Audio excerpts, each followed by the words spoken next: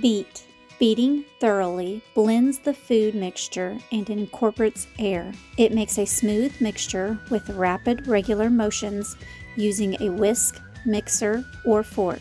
You would use this mixing technique when you beat a raw egg in a bowl for mixing scrambled eggs.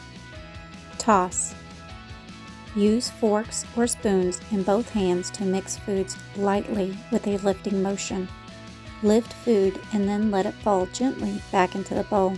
Tossing is a popular method to use when mixing salad. Fold. Folding is used to combine ingredients by using a gentle circular motion to keep the mixture light and airy. With a scraper or spatula, cut down into the mixture. Slide across the bottom of the bowl to bring some of the mixture up and over the top surface. Rotate bowl a quarter of a turn and repeat this technique until the mixture is completely blended. You might use this mixing technique when you are folding whipped topping into a pudding mixture. Cream. When creaming margarine or cheese, let the ingredients sit at room temperature until softened. They should not be melted. Creaming makes food and food mixture smooth and creamy with a spoon or mixer.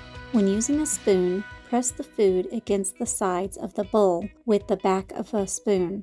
Continue until the food is soft and smooth. Stir. Stirring blends ingredients together by using a circular motion with a spoon, fork, or other utensil. You might use this mixing technique when you're stirring spices and herbs into sour cream for a dip. Whip. Whipping is to beat food quickly to add air using a hand mixer or whisk. If you don't have a hand mixer or whisk, you can substitute with 2 forks held together. Whipping is typically used when preparing instant pudding. Eat, move, save.